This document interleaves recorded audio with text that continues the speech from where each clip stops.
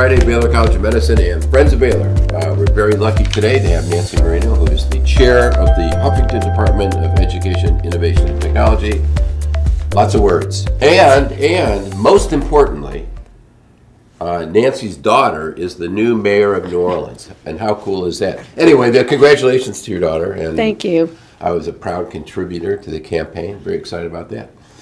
So today we're going to talk about a real interesting thing that we do here at Baylor College of Medicine that very few people really know about, which is our approach to K through 12 STEM education. Lily, not now.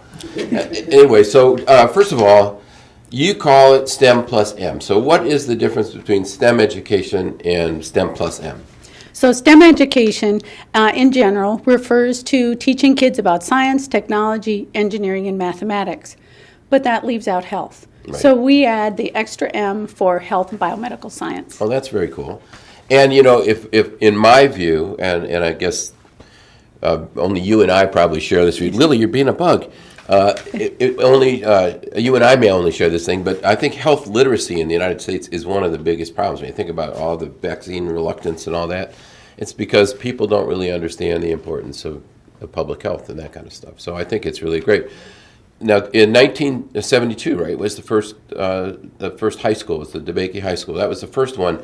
What has happened since then that you've expanded all over the place? Well, that was the beginning for Baylor, with the establishment of the nation's first standalone high school for health professions.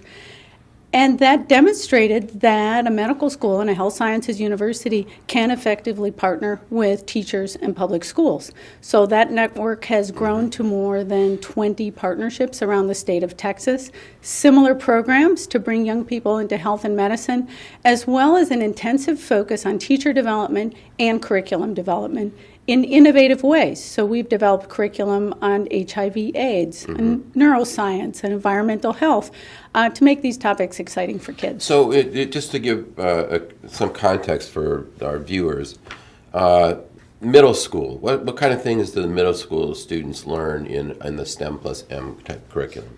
So in the innovative curriculum that we've created, sixth graders learn neuroscience as an extra science course. They have a class in scientific decision making, which is so important because they learn how scientists use data to solve problems and answer important questions. And then in eighth grade, they learn genetics. It's unbelievable, actually. I've visited some middle schools, and I'm always blown away by how smart those kids are. Now, you're moving into elementary school now. So what's the reason for that, and how do you design a curriculum for elementary school kids? Well, we've known for many years that kids are turned off to science by about fifth grade. They decide either that they don't like it because it's boring and they're learning it out of a textbook, or that it's not very interesting.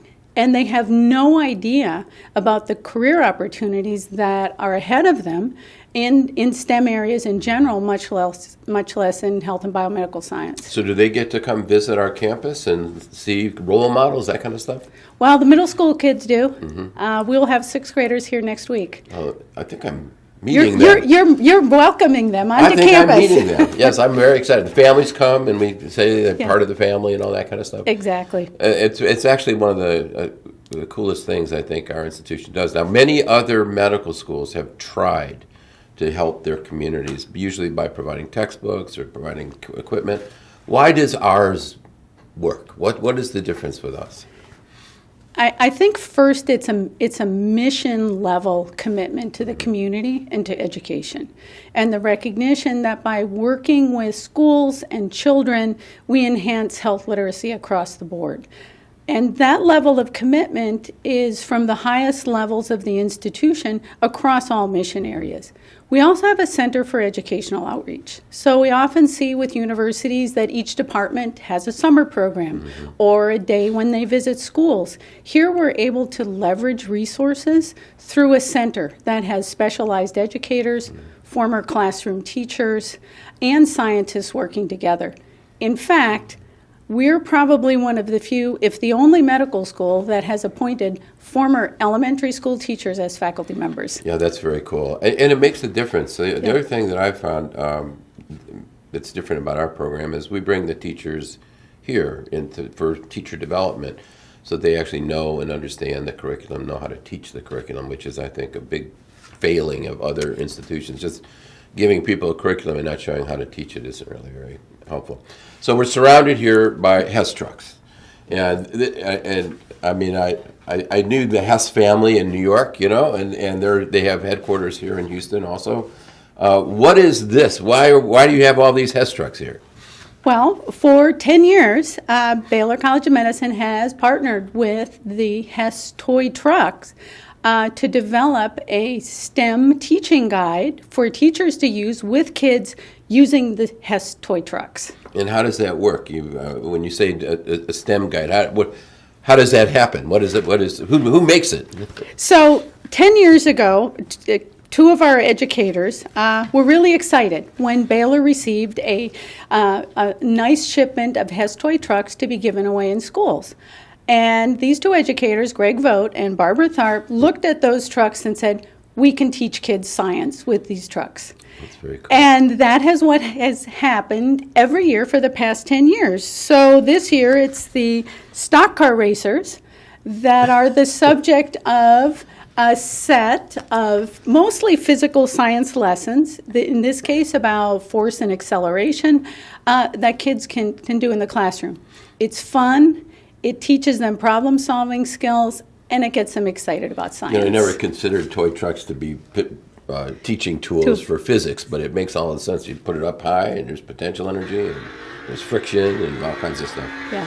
And how do the kids get these? So the Hess Truck Company sends a bunch of these, and who are they targeted for? So, of course, these also are available commercially. Anyone can buy Hess Toy Trucks for Christmas. We provide the STEM guide for free. It can be downloaded off of our website on BioEd Online. And in some years, the Hess Corporation sponsored sets of trucks that teachers could request.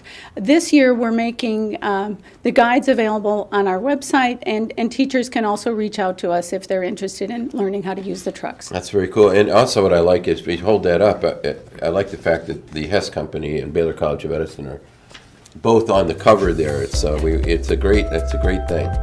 Anyway, it's very good to talk to you about this. I'm excited about the new classes coming in. It's the two middle schools, right, Ryan and Russ? Yes. So that's really exciting. I'll get to see all those kids and their parents soon. So thank you for joining us today. And it's always a pleasure to talk to you, and give my best to your daughter. I will. Thank you. Okay. So I want to end today with some shout outs. First of all, to congratulations to the School of Health Professions class of 2025. Students in the orthotics and prosthetics, DNP, nurse anesthesia, and physician assistant programs graduated this past Saturday in a ceremony at the Community Collective for Houston. Students also presented their research projects at Research Day here in Razor Lounge last Friday. Also, congratulations to Dr. Todd Rosengart, Professor and Chair of the Michael E. DeBakey Department of Surgery, on his election as a National Academy of Inventors Fellow.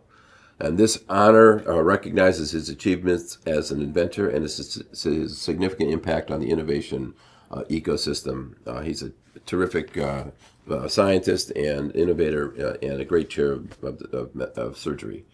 And then finally, shout out to Dr. Louis Gamino, professor in the School of Medicine of Temple, on being named Psychologist of the Year by the Texas Psychological Association. Dr. Gamino works with students in Houston and Temple. And I can't wait to see you all next week.